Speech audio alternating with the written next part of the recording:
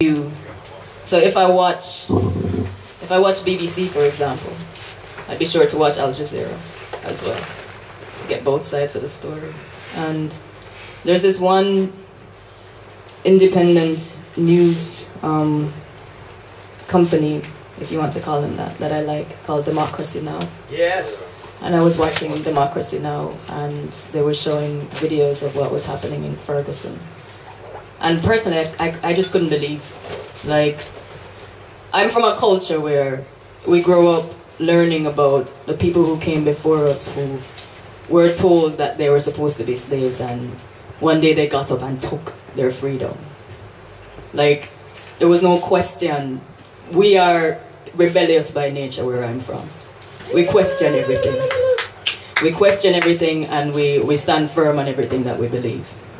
So when I saw what was happening in Ferguson, I was like, why is it that people are still fighting for their rights? Like, what's wrong with us in this very day and age that people still have to be out here fighting? So I wrote this poem for Mike Brown and Eric Gardner because that was what I was seeing at the time.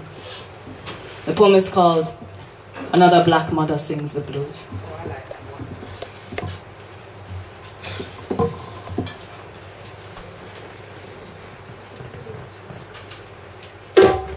Another black boy killed by police in the streets of some part America.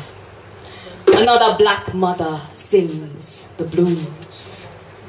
And Mark says, look at what he was wearing, looking like a criminal hiding under that hoodie with his pants sagging. But telling black men they should dress better so that the police don't shoot them is akin to telling a rape victim it's her fault for wearing the wrong fucking thing. And then came the rioting.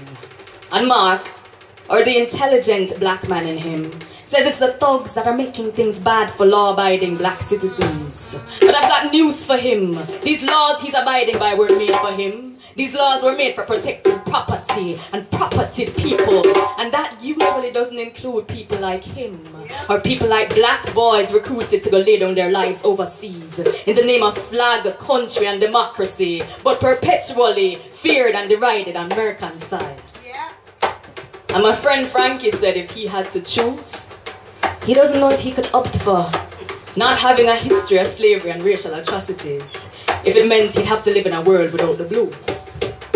And it got me thinking, choice, such a beautiful, underrated thing. You see, being white, mothers like Frankie's mother's mother and her mother before her probably never had occasion to sing the blues. They never had to choose between throwing their babies overboard or watching them live long enough to grasp the reality of a life in which they'd be subjected to unfathomable barbarity. But worst of all, they'd never be rulers of their own destiny. They'd never have the luxury of choice. Another black boy killed by police in the streets of some part of America.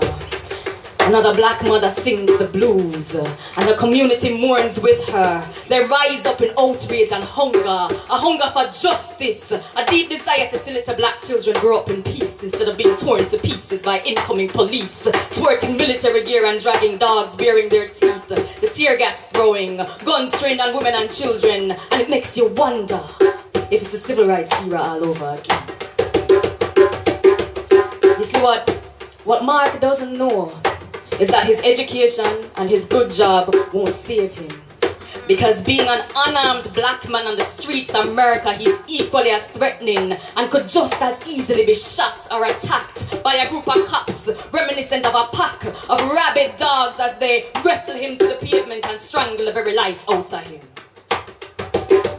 And what Frankie doesn't know is that the blues, America's discomfort and ultimate fear of the Negro both come from the same place.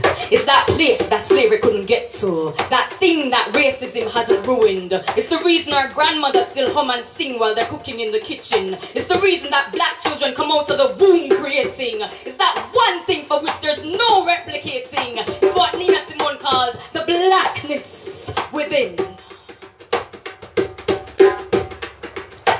But blacks in America have for far too long been marching and singing the blues. God help Frankie. And God help America. The day they wake up and decide to start singing a completely different tune.